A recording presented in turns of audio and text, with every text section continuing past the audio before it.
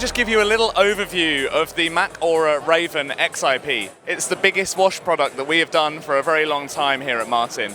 The base and the yoke are very, very similar to our other product, the Mac Viper XIP. So sharing a lot of the same technologies, same parts, making this a really fantastic product from a serviceability and parts perspective.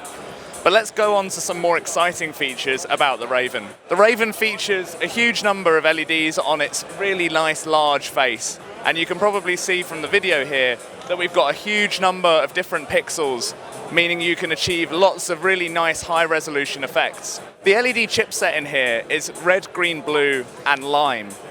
Now this is a little bit of a different approach to the ones we've taken with some of our older products, because the lime chip gives us a much nicer color rendering and a real nice punch in the whites. It also allows us to do really nice pastel-y shades as well. The unit can be controlled by DMX, streaming ACN, or ArtNet, but we would recommend trying it out with Martin's own P3 technology.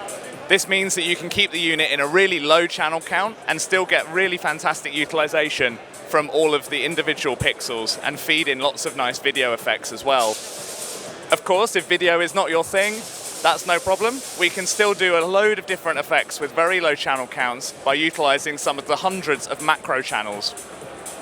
Now, these macro channels are quite special because they are what we call black and white macros. What this means is that you can select any effect and predefine a foreground and background color.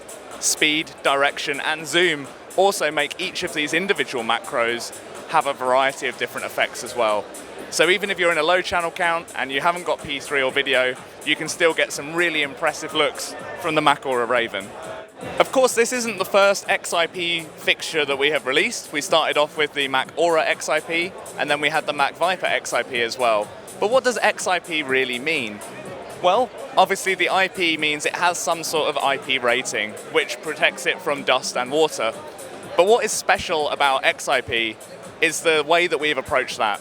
You will see that the unit is made of plastic. There is also no glass on the front. So this is not an IP60 rated product, this is an IP54 rated product. Now what this means is we looked at the industry and we sort of said, well, how much protection do people actually need? What do people actually require?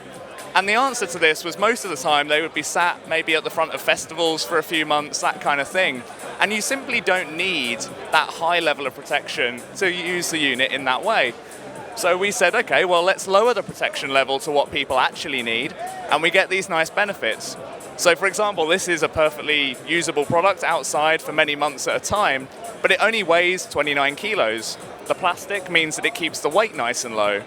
The lack of a big heavy glass here means that you get no reflections or distractions on cameras, but also for audience members as well. So the XIP technology is incredibly clever, and the way we get around that is by using a lot of our expertise, but some of the more obvious features are, for example, this rubberized texture in here.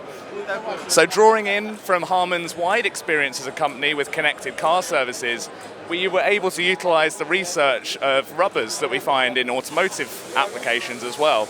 So you get a really nice product, a really lovely use case, and utilizing all of Harman's experience and techniques to give you the best possible outcome.